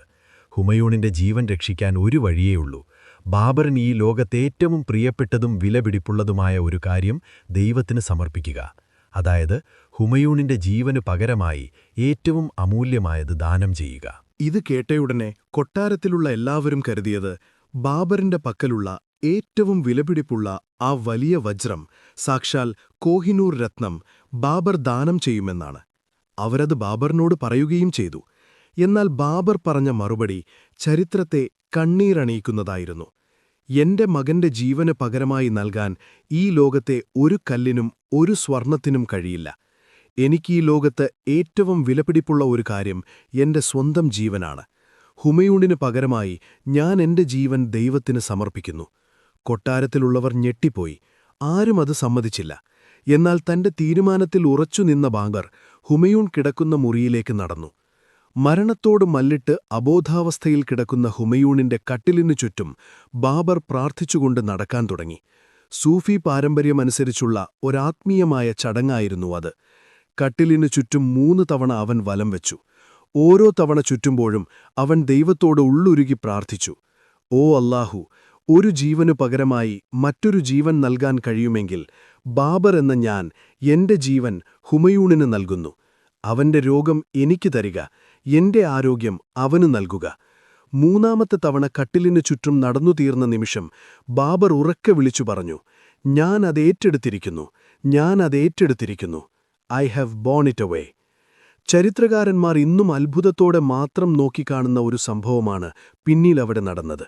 ആ നിമിഷം മുതൽ അത്ഭുതകരമാം വിധം ഹുമയൂൺ കണ്ണു തുറക്കുകയും അവന്റെ പനി കുറയാൻ തുടങ്ങുകയും ചെയ്തു. എന്നാൽ മറുവശത്ത് അതുവരെ പൂർണ്ണ ആരോഗ്യവാനായിരുന്ന ബാബർ പെട്ടെന്ന് കുഴഞ്ഞു വീണു. ഹുമയൂൺ ദിവസങ്ങൾക്കുള്ളിൽ പൂർണ്ണ ആരോഗ്യവാനായി എഴുന്നേറ്റ് നടന്നു. പക്ഷെ ബാബർ പിന്നീടൊരിക്കലും ആ കിടക്കയിൽ നിന്നും എഴുന്നേറ്റില്ല. തന്റെ മകന്റെ അസുഖം ബാബറിന്റെ ശരീരത്തിലേക്ക് മാറിയതുപോലെ അദ്ദേഹം ദിവസങ്ങൾ കഴിയുന്തോറും മരണത്തിലേക്ക് വഴുതി വീണുകൊണ്ടിരുന്നു. ഒരു സാമ്രാജ്യസ്ഥാപകൻ, അതിക്രൂരനായ ഒരു പോരാളി, വെറുമൊരു പിതാവിന്റെ സ്നേഹത്തിനു മുന്നിൽ സ്വന്തം ജീവൻ ബലികഴിച്ച അവിശ്വസനീയമായ ചരിത്രം. രോഗം മൂർച്ഛിച്ച് താൻ മരിക്കാൻ പോകുകയാണെന്നുറപ്പായപ്പോൾ ബാബർ തന്റെ വിശ്വസ്തരായ മന്ത്രിമാരെയും സേനാധിപന്മാരെയും കിടക്കരികിലേക്ക് വിളിച്ചു. അവരുടെയെല്ലാം സാന്നിധ്യത്തിൽ ഹുമയൂണിനെ അടുത്ത മുഗൾ ചക്രവർത്തിയായി അവൻ പ്രഖ്യാപിച്ചു. എന്നിട്ട് ഹുമയൂണിന്റെ കൈകൾ പിടിച്ച് ബാബർ തന്റെ അവസാനത്തെ ആഗ്രഹം പറഞ്ഞു. ഹുമയൂൺ, നീ ഈ ലോകം മുഴുവൻ കീഴടക്കിയാലും ശരി, നിന്റെ സ്വന്തം സഹോദരന്മാർക്കെതിരെ നീ ഒരിക്കലും വാളെടുക്കരുത്. അവരെന്ത് തെറ്റു ചെയ്താലും നീ അവരോട് ക്ഷമിക്കണം. സ്വന്തം സഹോദരന്മാരാലും ബന്ധുക്കളാലും വഞ്ചിക്കപ്പെട്ട് രാജ്യം നഷ്ടപ്പെട്ട ബാബറിന് തന്റെ മക്കൾക്കിടയിൽ അങ്ങനെയൊന്ന് സംഭവിക്കരുതെന്ന് വലിയ നിർബന്ധമുണ്ടായിരുന്നു. പിന്നീടുള്ള ചരിത്രത്തിൽ സ്വന്തം സഹോദരന്മാർ ഹുമയൂണിനെ പലതവണ ചതിച്ചിട്ടും കൊല്ലാൻ ശ്രമിച്ചിട്ടും ഹുമയൂൺ അവരെ കൊല്ലാതെ വെറുതെ വിട്ടത് തന്റെ പിതാവിന് നൽകിയ ഈ ഒരു വാക്കിന്റെ പുറത്തായിരുന്നു. വർഷം 1530 ഡിസംബർ 26. തന്റെ 47-ാമത്തെ വയസ്സിൽ ആഗ്രയിലെ കൊട്ടാരത്തിൽ വെച്ച് സഹീറുദ്ദീൻ മുഹമ്മദ് ബാബർ എന്ന ലോകം കണ്ട ഏറ്റവും വലിയ സാമ്രാജ്യസ്ഥാപകരിലൊരാൾ ശാന്തമായി കണ്ണുകളടച്ചു. ഇന്ത്യയെ വിറപ്പിച്ച ആ കടുവ ചിരനിദ്രയിലായി. ആഗ്രയിലെ നൂർ അഫ്ഷാൻ, ഇന്നത്തെ 6-ാം ഭാഗ് എന്ന പൂന്തോട്ടത്തിലാണ് ബാബറിനെ ആദ്യമടക്കം ചെയ്തത്. എന്നാൽ ബാബറിന്റെ അന്ത്യാഭിലാഷം ഇന്ത്യയിൽ കിടക്കണമെന്നായിരുന്നില്ല. മഞ്ഞു വീഴുന്ന തനിക്ക് ഏറ്റവും പ്രിയപ്പെട്ട കാബൂളിലെ മണ്ണിൽ തന്നെ അടക്കം ചെയ്യണമെന്നായിരുന്നു അവൻ ആഗ്രഹിച്ചിരുന്നത്. വർഷങ്ങൾക്ക് ശേഷം ബാബറിന്റെ വിശ്വസ്തയായ ഭാര്യ ബിബി മുബാരിക്ക അദ്ദേഹത്തിന്റെ ഭൗതികാവശിഷ്ടങ്ങൾ ആഗ്രയിൽ നിന്നും തോണ്ടിയെടുത്ത് ആയിരക്കണക്കിന് കിലോമീറ്ററുകൾ താണ്ടി അഫ്ഗാനിസ്ഥാനിലെ കാബൂളിലെത്തിച്ചു. ബാബർ തന്നെ മുൻപ് നിർമ്മിച്ച പർവ്വതങ്ങളുടെ താഴ്വരയിലുള്ള അതിമനോഹരമായ ബാഗ്-ഇ-ബാബർ എന്ന പൂന്തോട്ടത്തിൽ അദ്ദേഹത്തെ വീണ്ടും അടക്കം ചെയ്തു. ലോകം മുഴുവൻ അടക്കി ഭരിച്ച ഒരു ചക്രവർത്തിയായിരുന്നിട്ടും വലിയ താഴികക്കുടുങ്ങളുള്ള ഒരു ശവകുടീരം തനിക്ക് വേണ്ടെന്ന് ബാബർ പറഞ്ഞിരുന്നു. തന്റെ ഖബറിനു മുകളിൽ മേൽക്കൂരയുണ്ടാകരുതെന്നും കാബൂളിലെ മഴയും മഞ്ഞും വെയിലും തന്റെ ഖബറിനു മുകളിൽ വീഴണമെന്നും അദ്ദേഹം ആഗ്രഹിച്ചു.